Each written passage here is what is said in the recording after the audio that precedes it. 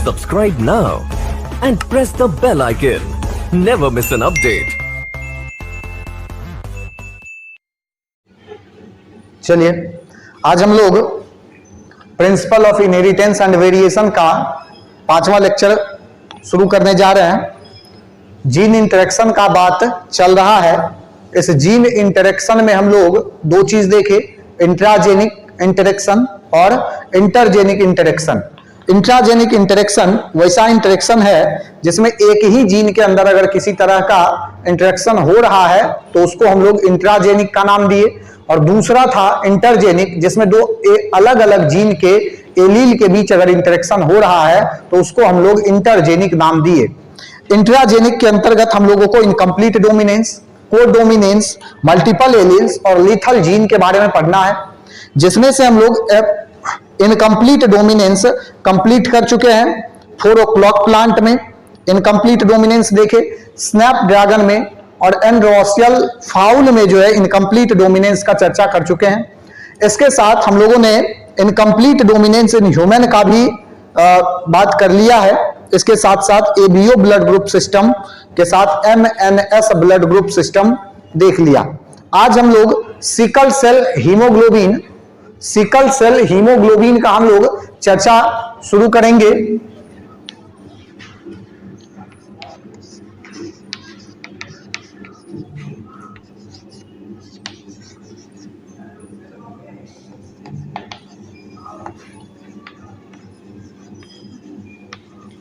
Sickle cell haemoglobin, ध्यान दीजिए जरा, है क्या?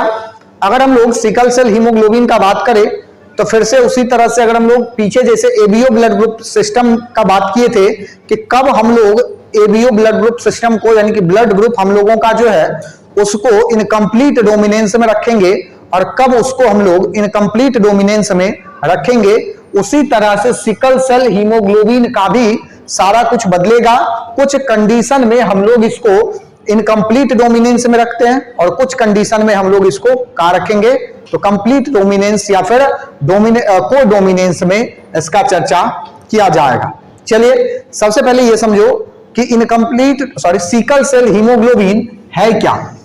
तो कल हम लोग आरबीसी के स्ट्रक्चर के बारे में देखे कि अगर एक आरबीसी का साइड व्यू हम लोग देखें तो हम लोगों को कुछ इस तरह का स्ट्रक्चर नजर आता है। इसके नीचे ये हीमोग्लोबिन है जिसका काम है O2 का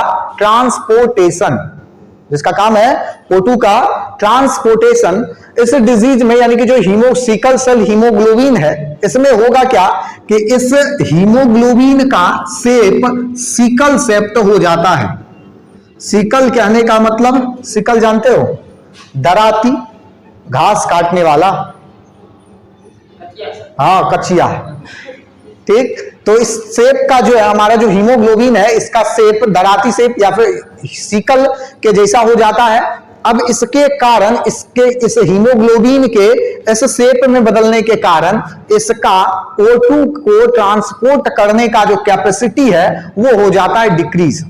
अब सबसे पहले हम लोग इसका कारण देखते हैं कि इसका सिकल शेप होने का कारण क्या है। तो इसके सिकल शेप होने का कारण यह है कि इस हीमोग्लोबिन का जो चेन, मतलब जिस चेन से मिलकर के ये हीमोग्लोबिन बनता है, उस चेन के 6ठे नंबर पर जनरली ग्लूटामिक एसिड प्रेजेंट होता है। इस चेन के 6ठे नंबर पर क्या होगा कि ग्लूटामिक एसिड प्रेजेंट होगा, लेकिन इस डिजीज में या फिर किसी कारणवश क्या होता है कि ये 6 नंबर पर जो ग्लूटामिक एसिड है ये रिप्लेस्ड हो जाता है बाय वैलिन या वैलिक एसिड। वैलिक एसिड से ये क्या होगा, रिप्लेस होगा, जिसके कारण क्या होता है कि इस हीमोग्लोबिन का शेप राउंड या ओवल से सिकल शेप में चेंज हो जाता है। बात समझे? सिकल सेल हीमोग्लोबिन होने का कारण यही है। अब यहां हम लोग को इसके चेन के बारे में या फिर इस हीमोग्लोबिन के स्ट्रक्चर के बारे में हम लोगों को नहीं पढ़ना है। यहां केवल ये जानना है कि किस तरह से ये, मतलब क्या कारण हो सकता है कि इसका जो है शेप आ जाता है, किसमें, सिकल शेप्ड हो जाता है। चलिए ध्यान देंगे कि इसके कारण प्रॉब्लम क्या हो सकती है।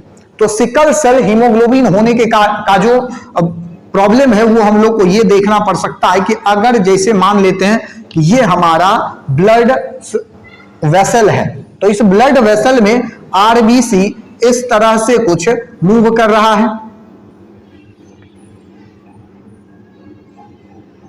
इस तरह से हमारा आरबीसी मूव कर रहा है। लेकिन जो ये शेप जब आरबीसी का या फिर इस हीमोग्लोबिन का शेप इस तरह से सिकल शेप हो जाएगा, तो उस कंडीशन में क्या होता है कि ये हीमोग्लोबिन आपस में चिपकने लगता है, ये आपस में चिपकने लगेगा, जिसके कारण ये ब्लड जो है ये क्लॉग्ड हो सकता है, क्लॉट हो सकता है। अब यहां से ये क्या होगा कि इस तरफ से आगे मूव नहीं कर पाएगा और यहां पर ये क्या हुआ, ब्लॉक हो चुका है, जिसके कारण हार्ट अटैक जैसी प्रॉब्लम का जो है सामना करना पड़ सकता है जिस भी व्यक्ति को इस तरह का डिजीज है। बात समझे, बात समझे। चलिए देखते जरा सा इसका। It is autosomal recessive disorder in which the affected individual produced an alternate form of hemoglobin. Haemoglobin का अगर हम लोग नॉर्मल बात करें तो इस तरह से अगर डिनोट करें HbN, HbN हीमोग्लोबिन नॉर्मल, तो जो हीमोग्लोबिन अल्टरनेट वाला हो जाएगा इसके पास HbN तो है लेकिन इसके साथ साथ HbS भी आ सकता है। यानी कि अब ये हीमोग्लोबिन कैसा है, सिकल सेप्ट हो चुका है। बात समझ गए, यानी कि दोनों हीमोग्लोबिन इसके पास है, कुछ जो है HbN है और कुछ जो है वो HbS है। बात समझे। चलिए आगे बढ़िए। दूसरा, most people carry the haemoglobin A allele to make haemoglobin A. ध्यान दीजिए यहां पर हीमोग्लोबिन ए जो है उसको आप N से डिनोट करिए, ठीक है, ए ही मान लेते हैं, ए ही मान लीजिए। अगर ए को मान लेते नॉर्मल है, ठीक है, यही मान के चलो ठीक रहेगा। ए अगर नॉर्मल है तो उसके पास हीमोग्लोबिन ए जो है वो क्या होगा, नॉर्मल ही होगा। सीधा कहने का मतलब यहां ये है कि आप ये समझिए कि अगर किसी पर्सन का हीमोग्लोबिन क्या है, नॉर्मल है, यानी कि सिकल सेप्ट नहीं है, तो आगे जो आरबीसी बनेगा वो भी क्या होगा, नॉर्मल ही होगा। बस यही कहानी है। चलिए आगे बढ़िए। Individuals affected the sickle cell anaemia are homozygous for the HbS allele and produced only haemoglobin S। बात समझे। यहां क्या कहा जा रहा है कि हीमोग्लोबिन अगर पहले से सिकल सेप्ट में है तो अगला जो प्रोडक्शन होगा वो भी क्या होगा, सिकल सेप्ट ही आएगा। This cause their red blood cells to deform into sickle shaped under condition of low oxygen concentration. सबसे बड़ा समस्या अब यही आने वाली है कि क्या होगा कि जब इसका शेप इस तरह से है तब तो ये ऑक्सीजन को नॉर्मल रूप में ट्रांसपोर्ट कर रहा है नॉर्मल कंडीशन में, लेकिन अगर इसका शेप क्या हुआ है, डिफॉर्म हो चुका है, बदल चुका है, तो इस कंडीशन में अब अगर हम लोग देखें तो उसका एरिया क्या हुआ है, डिक्रीज किया है, और इसके एरिया के डिक्रीज होने के कारण ये कम ऑक्सीजन को क्या कर पाएगा, ट्रांसपोर्ट कर पाता है। Abnormal sickled cells can become clogged in the capillaries throughout the body, leading to localized area of oxygen depletion। ये आपको पहले ही बता दिया गया है। यहाँ क्या होगा कि ये अपने आप में चिपक जाता है और चिपकने के बाद ये क्या करेगा, ब्लड सर्कुलेटरी सिस्टम को क्या करेगा, क्लोज कर देता है। Such an event called a crisis। Crisis किस चीज का, तो ऑक्सीजन का। Crisis cause pain and sometimes tissue and organ damage. जब टिश्यू और ऑर्गन को ऑक्सीजन नहीं मिलेगा तो वो क्या होगा, फिर डैमेज हो जाएगा, सीधा सा बात है। चलिए आगे बढ़िए जरा। Kidney, muscle, joint, brain and gastrointestinal tract and lungs can be affected. यानी कि आपके जिस भी ऑर्गन को ऑक्सीजन का जरूरत है वो ऑर्गन ऑक्सीजन डिफिशियंसी के कारण क्या होगा, इफेक्ट होना शुरू होगा और हो सकता है कुछ समय बाद वो डिजेनरेट भी कर जाए। For this reason the homozygous HbS and HbS। ध्यान दीजिए जरा, हेटेरोजाइगस कंडीशन क्या, HB, देखिए हम लोग को पहले से पता है कि सर यहां पर ये IA ये दो तो होगा ही जीनोटाइप में, तो हीमोग्लोबिन का भी अगर देखें तो HbA नॉर्मल अगर है तो HbA दो तो होगा ही, लेकिन अगर सिकल सेप होगा तो HbS और HbS ये होमोजाइगस है। हेटेरोजाइगस क्या होगा, तो HbA और HbS। बात समझे, ये हेटेरोजाइगस हो गया। ये सारा होमोजाइगस हेटेरोजाइगस का कंसेप्ट याद रखना है ताकि आपको ये समझने में भी तुरंत फिर क्रॉस करवाया जाएगा तो आसानी होगा। For this reason the homozygous HbS and HbS ये वाला कंडीशन अगर है तो क्या होगा, individual usually has a short life span relative to an individual producing haemoglobin A. यानी कि अगर कंपेयर करें हम लोग किसका, इसका और इसका, तो क्या होगा, इसका जो लाइफ स्पेन होगा वो क्या होगा, शॉर्ट होगा, कम होगा। किसके कंपैरिजन में, इसके कंपैरिजन। क्यों होगा, क्योंकि किसी भी कारण से उसकी मृत्यु हो सकती है, खास करके कब, ऑक्सीजन के डिफिशियंसी के कारण। ऑक्सीजन के डिफिशियंसी के कारण इसकी मृत्यु, उस पर्सन की मृत्यु जो है वो कभी भी हो सकती है। बात समझ गए। चलिए क्रॉस जरा करा ले, फिनोटाइप जीनोटाइप देखिए जरा, और उसके बाद हम लोग क्रॉस कराते हैं जरा कि किस तरह से ये हो सकता है। चलिए एक बात ध्यान दो जरा, इधर देखियो, एक बात जरा ध्यान दो। यहां पर एक क्वेश्चन ये जो है इसके पढ़ने के बाद इवोल्यूशन में आ रहा है कि जब इस सब डिजीज का इतना सारा प्रॉब्लम है तो नेचर इसको रिजेक्ट क्यों नहीं कर रही है। डार्विन का थियरी ये क्या कहता है, डार्विन का थियरी कहता है नेचर हमेशा उसको सेलेक्ट कर रही है जो काम का है, जिसके कारण या जो ऑर्गेनिज्म या जो भी कैरेक्टर नेचर में क्या हो रहा है, एग्जिस्ट नहीं कर रहा है, सॉरी नेचर के लिए फायदा कारक नहीं है, या नेचर में एग्जिस्ट नहीं कर पा रहा है तो नेचर उसको रिजेक्ट कर रही है। तो सिकल सेल जो हीमोग्लोबिन है ये तो समस्या है लोगों के लिए, तो नेचर इस सिकल सेल हीमोग्लोबिन को रिजेक्ट क्यों नहीं करती है। पहले ये क्वेश्चन जो है सोच लो कि कारण हो सकता है ना, कुछ तो कारण होगा कि नेचर इसको बचा करके रखा हुआ है, नहीं तो रिजेक्ट कर देती। सिकल सेल हीमोग्लोबिन का जो है कहानी खत्म, अभी तक में नहीं देखने के लिए मिलता। तो चलिए उस क्वेश्चन को जरा पहले देखिए, उसके बाद फिर हम लोग क्रॉस पे आते हैं। तो कारण यह है कि जहां पर सिकल सेल हीमोग्लोबिन है, मतलब हीमोग्लोबिन का सेप्ट कैसा हो गया, सिकल सेप्ट हो गया, उस पर्सन में मलेरिया का जो डिजीज है वो नहीं होगा। सिकल सेल हीमोग्लोबिन जो उसको, उसमें क्या होगा, मलेरिया का डिजीज नहीं होगा। उसका कारण क्या है, ध्यान दीजिए, मलेरिया का जो पैरासाइट है प्लाज्मोडियम, वो कहां कहां से अपना लाइफ स्पेन कर रहा है पूरा। तो सबसे पहला मॉस्किटो में, ये ह्यूमन हेल्थ एंड डिजीज पढ़ाते इसमें बताया जाएगा आपको, मॉस्किटो में पहला, और दूसरा इसका कहां चल रहा है, दूसरा चल रहा है कहां, तो ह्यूमन में, ठीक है। ह्यूमन में कहां, तो ब्लड में, ब्लड सर्कुलेटरी सिस्टम से वो क्या होगा, पूरे बॉडी में फैलेगा। तो क्या होगा कि ह्यूमन के हीमोग्लोबिन पर जब वो डिपेंड है तो ह्यूमन के हीमोग्लोबिन का शेप अब कैसा हो चुका है, सिकल सेल। अब यहां तो पहले से ही ऑक्सीजन का डिफिशियंसी है, अब उस प्लाज्मोडियम को कहां से मिलेगा, या इसका जो है एरिया क्या हुआ, छोटा हो चुका है, पहले तो फैला हुआ था, अब तो ये सिकुड़ चुका है, कंस्ट्रक्ट हो गया। तब यहां पर जैसे ही नंबर ऑफ प्लाज्मोडियम बढ़ेगा तो ये पहले ही ब्लास्ट कर जाएगा। बात समझ गया।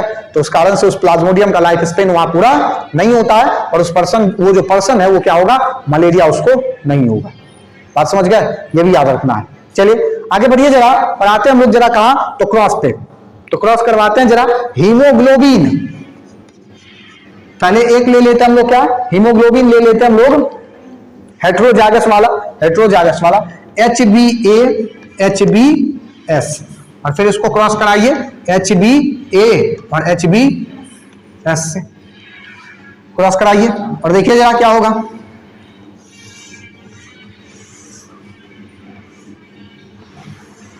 क्या होगा, ये रहा HbA और ये हो गया फिर HbS, ये हो गया HbA और ये हो गया HbS, क्रॉस कराइए तो ये हो जाएगा HbA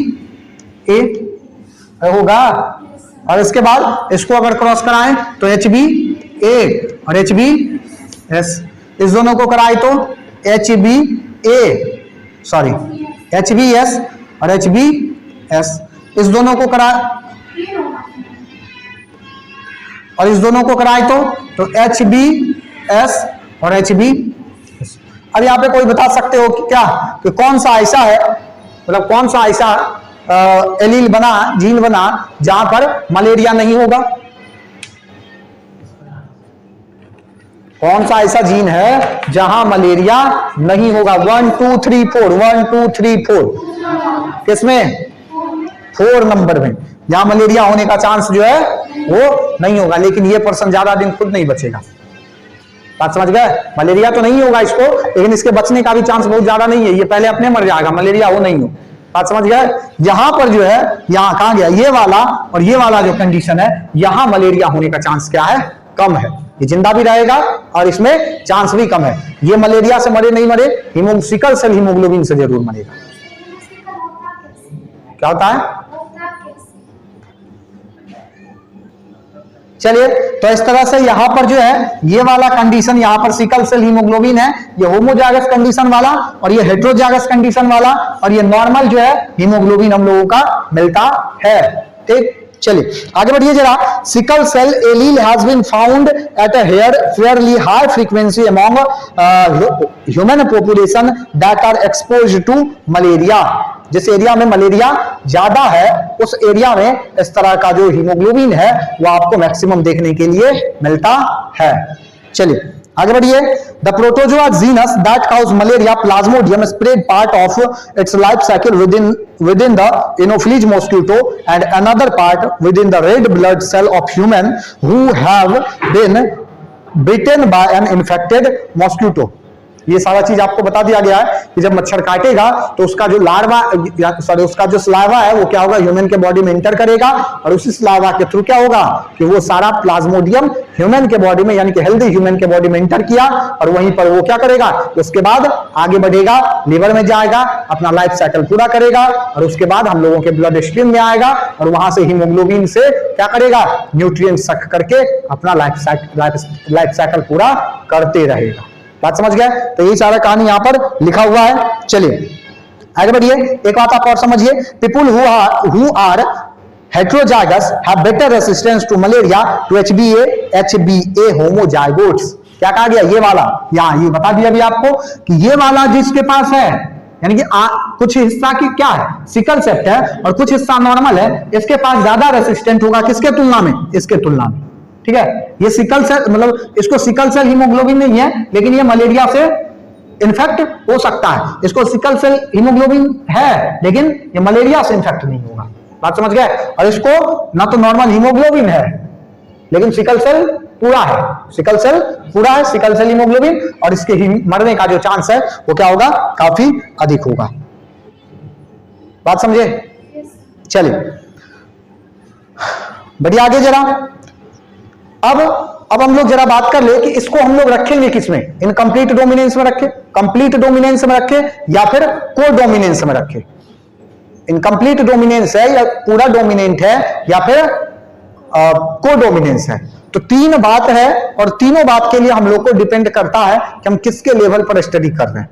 अगर ऑर्गेनिज्मल लेवल पर कर रहे हैं, पूरा ऑर्गेनिज्म के लेवल पर, तो ऑर्गेनिज्म तो सिकल सेल एनीमिया से ग्रसित है, तो क्या हो गया, कंप्लीट डोमिनेंस दिखा दिया ना। इनकम्प्लीट डोमिनेंस यहां अगर बात करेंगे तो सर कुछ जो है ना, कुछ जो है हम लोग को दिखाई देता है और कुछ नहीं भी दिखाई दे रहा है। कुछ जगह पर यहां दोनों दिखाई दिया तो मान लेंगे है, यहां नहीं दिखाई दिया तो नहीं है, यहां पूरा दिखाई दिया तो है। कहने का मतलब क्या, इनकम्प्लीट डोमिनेंस भी होगा। और अगर अब क्या करें कि मॉलिक्यूलर लेवल पर देखना शुरू कर दे, मॉलिक्यूलर लेवल पर, तो क्या पता चलेगा कि सर इसको जो है कहीं कहीं हम लोग को देखने के लिए मिल रहा है। तो कहने का मतलब कहीं कहीं जहां मिल रहा है यहां पर, तो आधा आधा हो गया ना, तो को डोमिनेंस में रख देंगे। बात समझ गए? यानी कि आपको डिपेंड ये करता है कि आप देख कहां रहे हैं। क्या हुआ, इनकम्प्लीट होगा। यहां पे जैसे यहां देखो ना, यहां ये कंप्लीट वाला हो गया ना, सॉरी ये तो को डोमिनेंस हो गया ना, आधा आधा है, तो बराबर हेटेरोजाइगोट है, लेकिन वो क्या कर रहा है, अपना अपना दोनों क्या करे कि बराबर बराबर सब कुछ साइमल्टेनियसली दिखाए, तो वही ना है। तो साइमल्टेनियसली ना आधा आधा नहीं दिखा रहा, आधा तो हो गया को डोमिनेंस। इनकम्प्लीट कहां हुआ, इस पूरा को देखोगे तो इनकम्प्लीट दिखाई दे रहा। इस पूरा को देख लो, ऑर्गेनिज्मल लेवल पर देख रहे हैं ना। अब मॉलिक्यूलर लेवल पर देखेंगे तो इसको देखो, इसको देखो, तो कुल मिला के क्या है कि आप देख कहां रहे हैं, इसके ऊपर डिपेंड करेगा कि आप इसको कहां रखेंगे। समझ गए? ये इनकम्प्लीट का भी एग्जांपल है, और को डोमिनेंस का भी एग्जांपल है, और डोमिनेंस का भी एग्जांपल है। बात समझ गए? आपको डिपेंड करता है, आपसे पूछा क्या जा रहा है, उसके ऊपर। चलिए सिकल सेल एनीमिया के बारे में और जरा सा देखिए जरा। In regard to the presence और absence of anaemia the haemoglobin allele is dominant. In the heterozygote, a single hemoglobin A allele produce enough functional hemoglobin to prevent anemia. ध्यान दीजिए जरा, यहां पर जो ये कंडीशन आपको देखने के लिए मिल रहा है, यहां पर आप इसको कह भी सकते हैं, नहीं भी कह सकते हैं. कब कहेंगे, कब नहीं कहेंगे? अगर ऑर्गेनिज्म के लेवल पर देखें तो आपको कोई ऐसा कैरेक्टर देखने के लिए नहीं मिलेगा कि इसको सिकल सेल एनीमिया है या सिकल सेल हीमोग्लोबिन है. और कैसे? क्योंकि आधा जो इसका है ना नॉर्मल वाला, वो इतना हीमोग्लोबिन प्रोड्यूस कर लेगा कि नॉर्मल बॉडी फंक्शन में उसको कोई दिक्कत नहीं हो. डोमिनेंट नहीं है, जितना ये है उतना ये भी है, बात समझ गए? लेकिन आधा में ही इसका सारा काम बॉडी फंक्शन हो जाएगा. बात समझ गए? तो इसलिए ये क्या होगा, नॉर्मल हो गया. बात समझ गया? ऑर्गेनिज्मल लेवल पर जो अगर हम लोग बात करें तो नॉर्मल है, लेकिन वही अगर हम लोग जीनोटाइपिक लेवल पर बात करें तो ये क्या हो जाएगा, कि हीमोफिलिक है. जीन का स्टडी करने लगे तो पता चल गया अक्सर यहां तो आधा तो है ये वाला HbS वाला, तो ये क्या होगा, सिकल सेल है. चलिए, in regard to blood cell shape, however there is incomplete dominance as so effect that in the heterozygous many of cell has slightly sickle cell. वही बात फिर से कहा जा रही है हम. Finally, in regard to hemoglobin itself, there is codominance. अब ये क्या हो रहा है, यहां वाला जो कंडीशन है ये कोडोमिनेंस हो गया. चलिए आगे बढ़िए जरा.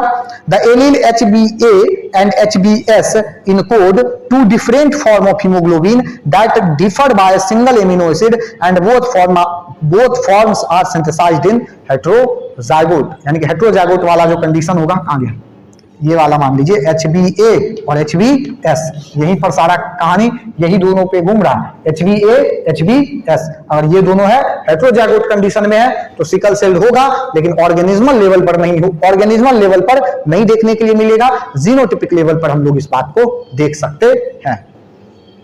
बात समझ गए? चलिए, सिकल सेल एनीमिया के बाद अब आप आ जाइए आगे, coat colour in cattle. Codominance चल रहा है, उसमें अब देखिए जरा कोट कलर क्या होगा, कोट कलर इन कैटल. चलिए, कोडोमिनेंस के अगले एग्जांपल में आते हैं और आ जाते हैं कहां, तो कोट कलर इन कैटल.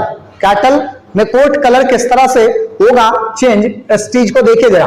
अगर हम लोग मान लेते हैं कि R से डिनोट कर ले हम लोग किस चीज को, रेड को, R से डिनोट करें रेड, R फॉर रेड और W फॉर व्हाइट. अगर हम लोग इसको डिनोट करें और इसके बाद देखिए जरा कि अगर रेड कलर का जो कैटल होगा उसका क्रॉस हम लोग कराए किससे, तो व्हाइट कलर के कैटल से. व्हाइट कलर के कैटल से अगर कराए हम लोग, तो यहां हम लोग अगर गैमिट निकाले तो हम लोग को क्या मिलेगा, कैपिटल R और कैपिटल W. ठीक है, और इस दोनों को जब क्रॉस कराया जाएगा तो रिजल्ट आपका क्या आएगा, कैपिटल R कैपिटल W. और इस कलर को, ये जो कलर है ये क्या हो जाएगा, रोन. यानी कि F1 जनरेशन में जो आपको नया कैरेक्टर मिला है उसमें क्या हुआ है कि कुछ रेड भी है और कुछ व्हाइट भी है. रोन कहने का मतलब चितकबरा, जानते हो ना, एक ही कलर, सॉरी एक ही एनिमल पर अगर क्या है कि एक से ज्यादा कलर आ गया है तो उसको क्या करेंगे, चितकबरा या रोन. बात समझ गए? चलिए बढ़िया, आगे जरा ध्यान दीजिए यहां पर कि ये रोन कलर, इसको फिर से क्या कराया जाए, क्रॉस कराया जाए किसके लिए, तो F2 जनरेशन के लिए. मान लेते हैं ये रहा आपका पेरेंट और ये रहा आपका F1, ये रहा पेरेंट और ये रहा F1. F2 जनरेशन के लिए जब इसको क्रॉस कराया जाएगा, F2 जनरेशन के लिए, तो यहां पर जो होगा ये क्या हो जाएगा, कैपिटल R कैपिटल W. करवा दीजिए क्रॉस, रिजल्ट आपका क्या आएगा, R W capital R capital R capital R capital W, capital R capital W और कैपिटल W के साथ कैपिटल W. यानी कि यहां पर आपको 25% रेड, 25% व्हाइट और 55% जो है वो आपको रोन कलर देखने के लिए मिलता है. आप समझ गए? बस यही चीज जो है यहां पर आपको बताया जा रहा है कि कोडोमिनेंस में अब जो ये दोनों आया है, यहां पर इस दोनों का जो वैल्यू है वो क्या है, बराबर है यहां ऐसा नहीं है कि रेड वाला ज्यादा व्हाइट वाला कम या व्हाइट वाला ज्यादा रेड वाला कम, यहां दोनों का वैल्यू क्या है, बराबर है। इस तरह से जो है को डोमिनेंस, इस तरह से ये मतलब इसका मतलब है कि ये यहां क्या दिखा रहा है, को डोमिनेंस को दिखा रहा है। चलिए आगे बढ़ते हैं जरा और आ जाते हैं अगले नंबर पे, मल्टीपल एलील्स। मल्टीपल एलील्स पे आइए जरा। इनकम्प्लीट डोमिनेंस और को डोमिनेंस हम लोग खत्म कर चुके हैं, आगे शुरू करेंगे हम लोग मल्टीपल एलील्स और उसके बाद फिर इंट्राजेनिक इंटरेक्शन का लास्ट टॉपिक देखेंगे, लीथल जीन। तो सबसे पहले हम लोग शुरू करते हैं, चलिए ध्यान दीजिए और यहां हम लोग शुरू करेंगे अब जरा मल्टीपल एलील्स। मल्टीपल एलील्स के बारे में देखेंगे कि मल्टीपल एलील्स किस तरह से जो है काम कर रहा है। मल्टीपल एलील्स में आने से पहले आप पहले ये समझ लीजिए कि मल्टीपल एलील्स का एग्जांपल हम लोग कल जो है ह्यूमन ब्लड ग्रुप के बारे में देख चुके हैं। ह्यूमन ब्लड ग्रुप के बारे में आप पीछे के लेक्चर में देखेंगे तो आपको मिलेगा किस तरह से ब्लड ग्रुप सिस्टम जो है हम लोगों के बॉडी में काम कर रहा है। ए ब्लड ग्रुप वाले का फिनोटाइप क्या है, जीनोटाइप क्या होगा, वहां पर कौन सा एंटीजन प्रेजेंट है, किस तरह का एंटीबॉडी प्रेजेंट है और वो किसके लिए एक्टिव होगा और कब किस कंडीशन में एक्टिव होगा, ये सारा बात वहां चर्चा किया गया है। सबसे पहले आप यहां ये समझिए मल्टीपल एलील्स है क्या, तो मोर than 2 alternate form of a gene occupying on the same locus and on a chromosome और इट्स होमोलोग, यानी कि होमोलोगस, यानी कि कहने का मतलब है कि किसी भी एक क्रोमोसोम पर, जैसे अगर मान लेते हैं कि ये हमारा एक क्रोमोसोम है और इस एक क्रोमोसोम पर अगर क्या होता है कि एक से अधिक एलील एक ही जगह प्रेजेंट है, ध्यान देंगे एक क्रोमोसोम पर क्या है कि एक से अधिक एलील अगर एक ही जगह पर प्रेजेंट है तो इस तरह के कंडीशन को हम लोग मल्टीपल एलील नाम देते हैं। चलिए यहां देखिए जरा मोड ऑफ ओरिजिन, ओरिजिन कहां है, तो repeated mutation of same gene, किसी भी एक जीन का अगर रिपीटेड म्यूटेशन चल रहा है तो उसके कारण मल्टीपल एलील जो है वो क्या होगा, ओरिजिनेट होगा। इसके अलावा meristematic type of germinal variation, germinal variation का जो मेरिस्टेमेटिक टाइप यानी कि जीन में अगर किसी तरह का वेरिएशन लगातार आ रहा है और अगर उसी क्रोमोसोम पर स्थिर रह रहा है, स्टेबल हो जा रहा है, तो उस कंडीशन में भी क्या होगा कि मल्टीपल एलील जो है वो क्रिएट होता है। इसके बाद आ जाइए जरा कैरेक्टरिस्टिक पे, तो कैरेक्टरिस्टिक में समझिए all of them are mutant of a same wild allele. ध्यान दीजिए कैरेक्टरिस्टिक सबसे पहला ये कि मल्टीपल एलील जो क्रिएट होगा वो किसी एक ही वाइल्ड एलील का क्या है, पार्ट है, केवल वो क्या हुआ है कि समय के हिसाब से बदलते चला गया, केवल वो क्या हुआ है समय के हिसाब से बदलते चला गया, एक जगह जमा होते चला गया है। दूसरा all the multiple alleles of gene occur on the same gene locus of the same chromosome. एक कैरेक्टर इसका ये भी होगा कि एक ही क्रोमोसोम पर आपको क्या होगा कि एक से अधिक एलील देखने के लिए मिल जाता है। चलिए आगे बढ़िए, अगले कैरेक्टर पे आइए, multiple allele express different alternatives of a single trait. एक ही ट्रेट का दूसरा भी आपको जो है अल्टरनेटिव्स देखने के लिए मिल सकता है। डिफरेंट एलील में शो कोडोमिनेंस, डोमिनेंस, रिसेसिवनेस यानी कि डोमिनेंस, फुल डोमिनेंस या फिर इसके बाद इनकम्प्लीट डोमिनेंस, ये भी आपको बता दिया गया है। ह्यूमन के केस में बताया गया था, ह्यूमन ब्लड ग्रुप के केस में कि कब वो डोमिनेंस वाला कैरेक्टर शो कर रहा है, वो कब इनकम्प्लीट डोमिनेंस शो कर रहा है और वो कब को डोमिनेंस शो कर रहा है। चलिए there are more than 2 alleles of the same gene, for example multiple alleles for eye colour in Drosophila. Example में अगर बात करें मल्टीपल एलील्स का तो आई कलर इन ड्रोसोफिला। इसके अलावा 3 alleles of blood group in human, A B और A B, ठीक है। और इसके अलावा 4 alleles of coat colour in rabbit. ये तीनों एग्जांपल है किसका, मल्टीपल एलील का। सबसे पहला क्या हो गया, आई कलर इन ड्रोसोफिला, दूसरा ह्यूमन ब्लड ग्रुप और तीसरा उसके बाद कोट कलर और इन रैबिट। 4 तरह का कोट कलर वहां पर प्रेजेंट होगा, वो रीजन टू रीजन डिफर करता है। अब हम लोग देखेंगे कि किस तरह से मल्टीपल एलिनिज्म या फिर मल्टीपल एलील्स जो है ये किस तरह से दिखा रहा है। तो इसमें से हम लोग ह्यूमन ब्लड ग्रुप के बारे में पढ़ चुके हैं, यहां हम लोगों को कुछ नहीं देखना उसके बारे में। अब हम लोग केवल यहां जो देखने वाले हैं वह coat colour in Drosophila. Drosophila में eye colour in Drosophila. Drosophila में किस तरह से आई कलर डिफाइन होगा, और उसके बाद देखेंगे coat colour in rabbit. Rabbit का कोट कलर किस तरह से होगा। ह्यूमन ब्लड ग्रुप के बारे में हम लोग पीछे के क्लास में पढ़ चुके हैं। आज हम लोग अभी जो शुरू करेंगे वो है आई कलर इन ड्रोसोफिला। ड्रोसोफिला जो है उसमें किस तरह से आई कलर डिफाइन होता है ये देखिए जरा। आई कलर जो ड्रोसोफिला को हम लोग फ्रूट फ्लाई भी कहते हैं, ये भी याद रखना है, FRUIT, फ्रूट फ्लाई, फल वाली मक्खी। ये फल के आसपास आपको जो है मंडराते हुए नजर आ सकती है। चलिए बढ़िया आगे। इसका जो आई कलर है ड्रोसोफिला का, ये 15 मल्टीपल एलील्स यानी कि 15 टाइप्स ऑफ एलील से ये क्या होता है, कंट्रोल होता है। द नॉर्मल और wild type I colour is red represented by allele W. There is an allele small w for white eye color is the recessive to all other allele. ध्यान दीजिए यहां बताया ये जा रहा है, कहा ये जा रहा है कि जो कैपिटल वाला W होगा ये इससे हम लोग डिनोट करेंगे रेड को, और जो स्मॉल वाला होगा इससे हम लोग डिनोट करेंगे व्हाइट को। बात समझ गए। चलिए देखिए जरा आगे। alleles of other eye color traits are intermediate between the two.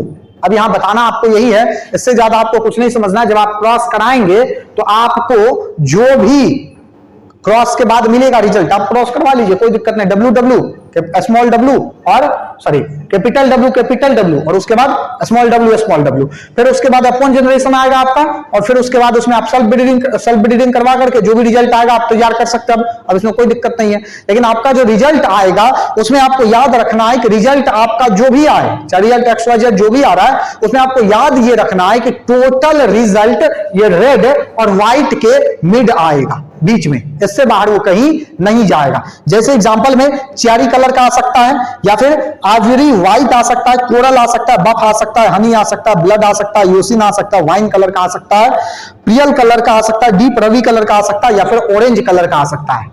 ठीक है, यही टोटल जो है कलर आपको देखने के लिए मिलेगा, और ये सारा कलर व्हाइट और रेड का मिड में आपको देखने के लिए मिलेगा। चलिए कोट कलर इन रैबिट में आ जाइए आप। कोट कलर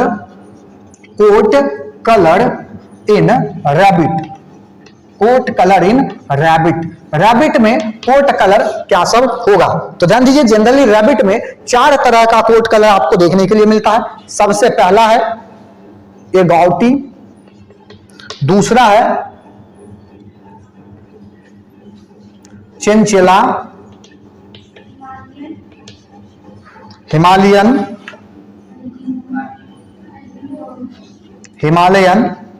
और उसके बाद एल्बिनो या एल्बिनो।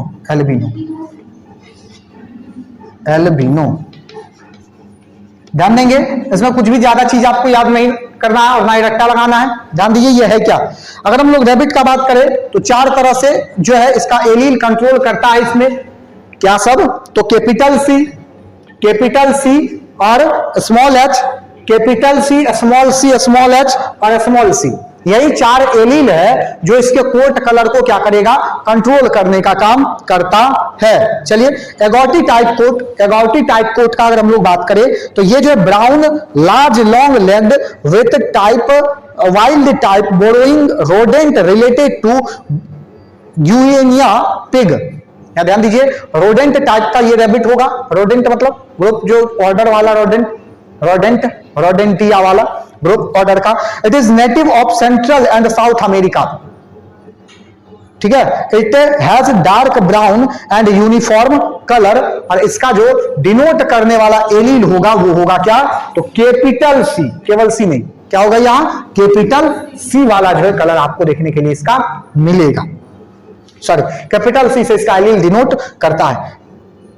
उसके बाद चिनचिला टाइप जो होगा ये क्या है, कोट कलर जो है क्या होगा, सिल्वरी ग्रे होगा। इस सबको आप इंटरनेट पे सर्च कर सकते हैं, ये सब आपको इंटरनेट पे मिलेगा। कलर वगैरह जो आप इंटरनेट पे सर्च करेंगे तो ज्यादा तुमको समझ में आएगा कलर क्या क्या सब क्या है।